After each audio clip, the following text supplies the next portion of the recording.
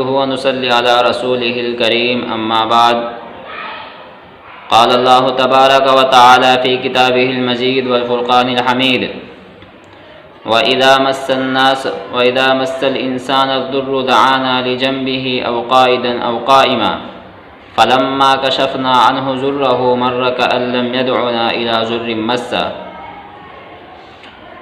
اللہ تبارک و تعالیٰ نے قرآن کریم میں ارشاد فرمایا ہے، لوگوں کو طعنہ دیتے ہوئے ارشاد فرمایا ہے کہ جب کسی انسان کو کوئی مصیبت پہنچتی ہے تو وہ ہم کو پکارتا ہے۔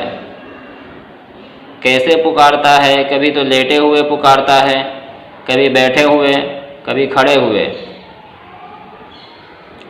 پھر جب ہم اس کی اس تکلیف کو دور کر دیتے ہیں اور وہ بیماری اور وہ تکلیف، وہ مصیبت اس سے ختم ہو جاتی ہے تو وہ ایسا ہو جاتا ہے جیسے کہ اس نے ہمیں کبھی پکارا ہی نہیں۔ اللہ تبارک و تعالیٰ نے اس آیت کریمہ میں انسان کا لفظ استعمال کیا ہے۔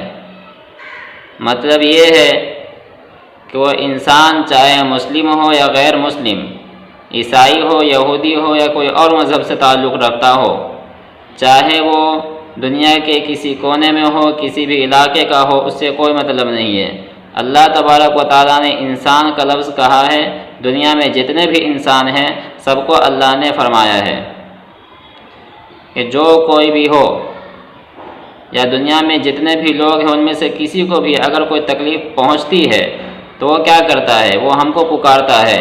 کیوں؟ اس لیے کہ مصیبت آئی ہے، مصیبت کے وقت وہ مجھے یاد کرتا ہے کہ اللہ مجھے یہ مصیبت پیش آ گئی ہے، اب تو اس مصیبت کو ہم سے دور کر دے، ہمیں اس مصیبت و آفت و بلا سے ہمیں بچا لے۔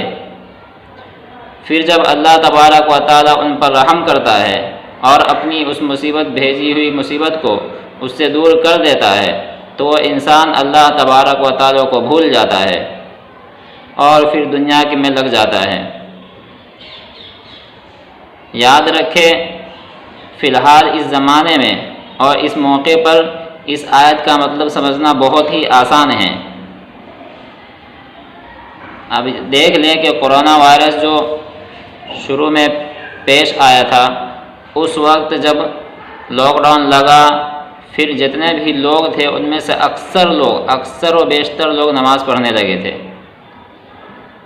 اس کے بعد جب لاک ڈاؤن ختم ہو گیا ہے، کاروبار شروع ہو گئے ہیں، تو پھر وہی حال ہے مساجد کا جو پہلے تھا۔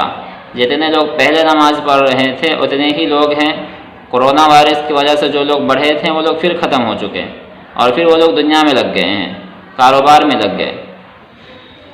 تو یاد رکھے، اللہ تبارک و تعالیٰ نے نماز فرض کی ہے امت پر، دنیا کے لوگوں پر، مسلمانوں پر جو نماز فرض کی ہے، چاہے وہ کرونا وائرس ہو یا نہ ہو، کوئی بیماری ہو یا نہ ہو، کوئی مصیبت ہو یا نہ ہو، ہر حال میں پڑھنی پڑے گی۔ اور اگر نہیں پڑھا جان بوجھ کر چھوڑ دیا تو اللہ تبارک و تعالیٰ کے نبی علیہ الصلوۃ والسلام نے ارشاد فرمایا، من ترک الصلاۃ متعمدا فقد کفر، کہ جس نے جان بوجھ کر نماز کو چھوڑ دی، ایک وقت کی نماز کی بات ہے، جس نے جان بوجھ کر ایک وقت کی نماز چھوڑ دی گویا کہ اس نے کفر کیا۔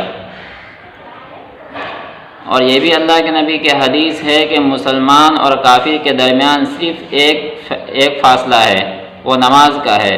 جو مسلمان نماز نہیں پڑھتے ہیں وہ اور کافر دونوں میں کوئی فرق نہیں ہے، اللہ کے نبی نے ارشاد فرمایا۔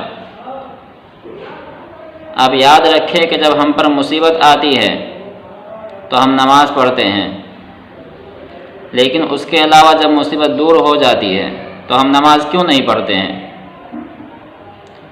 نماز ہر حال میں فرض ہے، ہر وقت میں فرض ہے، الا یہ کہ جو اللہ تبارک و تعالیٰ نے جن موقعوں پر نماز چھوڑنے کا حکم دیا ہے، جن موقعوں پر نماز نہ پڑھنا بہتر ہے ان موقعوں پر، اور موت تک نماز پڑھنی ہے، مرتے دم تک۔ اگر بیمار ہیں، کھڑے ہو کر نماز نہیں پڑھ سکتے ہیں، بیٹھ کے پڑھنا ہے، بیٹھ کے نہیں پڑھ سکتے ہیں، لیٹ کے پڑھنا ہے، وہ بھی نہیں ہو سک رہا ہے، اشارے سے پڑھنا ہے، لیکن پڑھنا ضرور ہے۔ بہرحال جب ہم پر مصیبت آئی تو اللہ کو یاد کیے، تو جب مصیبت ہم پر سے ہٹ گئی ہے تو بھی اللہ کو یاد کرنا ہمارے لیے ضروری ہے اور ہم پر فرض ہے۔ کیوں؟ اس لیے کہ اللہ تبارک و تعالی ہم کو ہر روز دن ختم ہو کر کے رات میں ڈھالتا ہے، رات ختم ہوتی ہے تو دن میں ڈھالتا ہے۔ دنیا کی تمام نعمتوں سے ہم فائدہ اٹھا رہے ہیں۔ یاد رکھیں اللہ تبارک و تعالیٰ نے انسان کو کیوں پیدا کیا ہے؟ صرف اور صرف اپنی عبادت کے لیے۔ قرآن میں اللہ نے فرمایا ہے انسان اور جنات کو صرف ہم نے اپنی عبادت کے لیے پیدا کیا ہے۔ باقی جو 18,000 مخلوقات ہیں ان سب کو کس کے لیے پیدا کیا ہے؟ ان سب کو انسان کے فائدے کے لیے پیدا کیا ہے۔ دنیا میں ہر مخلوق سے کوئی نہ کوئی فائدہ ضرور ہے۔ اللہ تبارک و تعالیٰ نے خود فرمایا ہے کہ ہم نے کسی کو بھی بیکار اور لغو پیدا نہیں کیا۔ بیکار ہم نے کسی کو بھی پیدا نہیں کیا، جس کو بھی پیدا کیا ہے وہ پیدا کرنے کا کوئی نہ کوئی مقصد ہے، وہ ہم نہیں جانتے ہیں، ہمارا رب جانتا ہے اس کو پیدا کرنے کا کیا مقصد ہے۔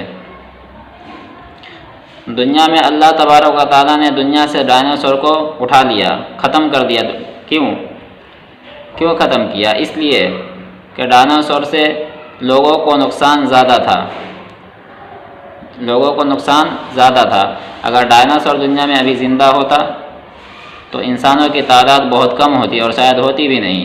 اس وجہ سے اللہ تبارک و تعالیٰ نے اس کو نیست و نابود کر دیا، ختم کر دیا، کیونکہ وہ انسان کے نقصان کے لیے ہے۔